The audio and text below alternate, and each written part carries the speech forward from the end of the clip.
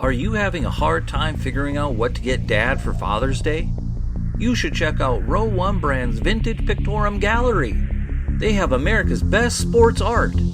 With over 7,200 historic sports prints, you're assured to find something unique for Dad this Father's Day. Instead of a boring old tie, get him a historic baseball photo taken by Henry High Sandom at the historic Polo Grounds Stadium in New York City during the 1894 Temple Cup. Or, if he's an NFL buff, check out the 1963 vintage NFL poster. These are so good looking that you'll be amazed how they turn out.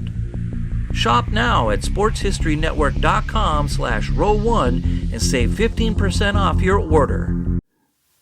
This podcast is part of the Sports History Network, your headquarters for the yesteryear of your favorite sport. You can learn more at sportshistorynetwork.com. Hi, folks. Welcome again to another edition of the Pigskin Past. I'm your host, Joe Zagorski, and tonight we're going to conclude our three-team almost making it to the Super Bowl teams programs by talking about the 1979 Los Angeles Rams. Perhaps no other team throughout the entire decade of the 1970s in the NFL was as hard to figure out as the 1979 Los Angeles Rams. They had suffered throughout the year with injuries to many of their key players. In fact, a total of 19 of their players had injuries during that year, many of which kept those guys out of action for much of the season. They were soundly defeated by the likes of the Tampa Bay Buccaneers, the Dallas Cowboys, and the New Orleans Saints. What is even more incredible about this Rams team is that they were able to win enough games to make the playoffs, even though they were akin to virtual NFL nomads. They were soon to be evicted. Their lease with the Los Angeles Memorial Coliseum would run out at the end of the year, and they would be moving to nearby Anaheim to begin the 1980 season. Well, the 79 Rams, they were also a living soap opera. Their new owner was the first female team owner in pro football history.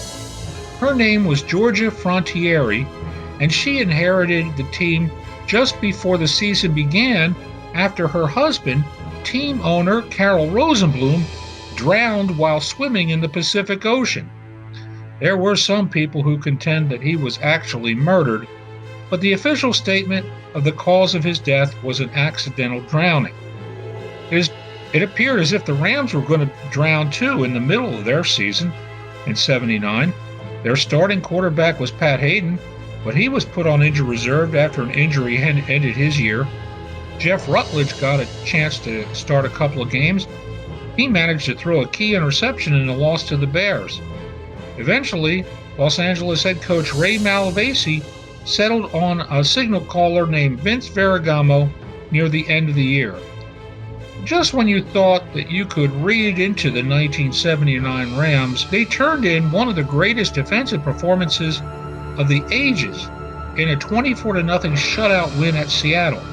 It was so great that it is doubtful that any defense in this current age or in the future will ever equal it, as the Rams permitted the Seahawks, who were having their best year of their young existence at that time, they permitted them to just -7 yards in total offense. That's negative yardage for an entire game.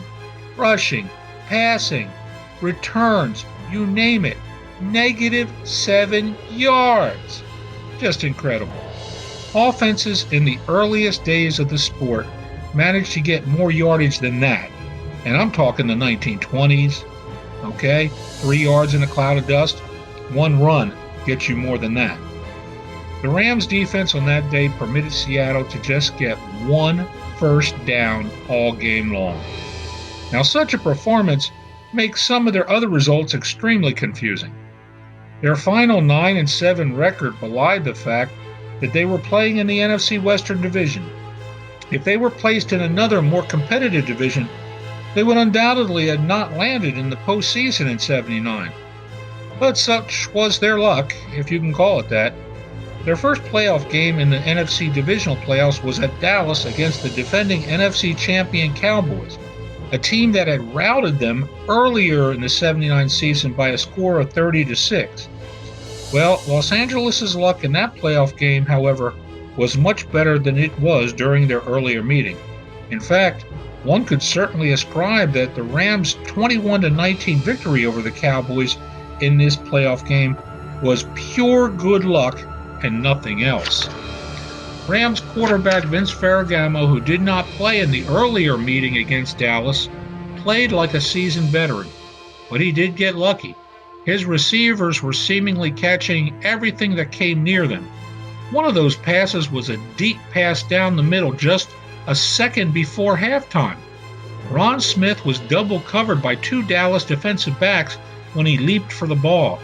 Somehow, someway, he came down with it to complete a 43-yard scoring bomb, and it gave the Rams a 14-5 halftime lead. Now, Dallas was scratching their head over that, and they regrouped, and they retook a 19-14 lead with less than 2 minutes left in the game. That's when the Rams' good luck really came into play. Ferragamo launched a missile of the pass down the middle of the field from midfield, the 50-yard line. A Dallas linebacker tried to go for the game-clinching interception, but instead he tipped the ball right into the hands of Rams wide receiver Billy Waddy, who didn't break stride as he caught the ball and sprinted into the end zone. The Rams thus advanced into the NFC title game, where they easily defeated the Cinderella Tampa Bay Buccaneers 9-0. It would be the first time that the Rams had ever won a conference title game. They would become the first team with a regular season record of 9-7 to reach a Super Bowl. Now, the Rams just fell one game short of their ultimate dream in 1979 by losing Super Bowl 14 to the Pittsburgh Steelers by a score of 31-19. But the Rams were an incredible story that year, to be sure. Perhaps the most inspirational story of the year. Their defensive team leader, defensive end Jack Youngblood, played throughout the playoffs with a broken leg. A freaking broken leg! Few are the stories of courage in pro football that can match that. The 1979 Los Angeles Rams, a team with injuries galore, but a team that was an inspiration to get as far as they got in the final season of the decade of the 1970s. Thanks again for listening to this edition of the Pigskin Past. I hope to, talk to you again soon. Take care. Joe Zagorski signing out. This podcast is part of the Sports History Network, your headquarters for the yesteryear of your favorite sport. You can learn more at sportshistorynetwork.com.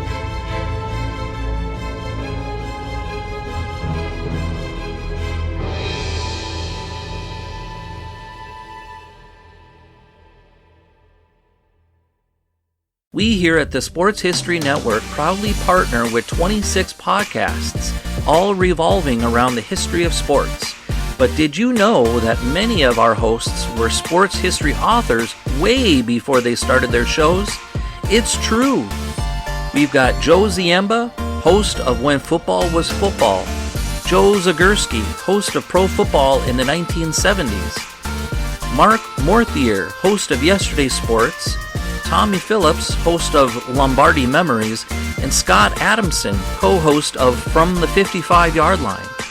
All these authors have many books for you to choose from. To check them out, go to our website at sportshistorynetwork.com/sportshistorybooks. Pick up your copy today. Soundtrack provided by Kevin MacLeod of filmmusic.io.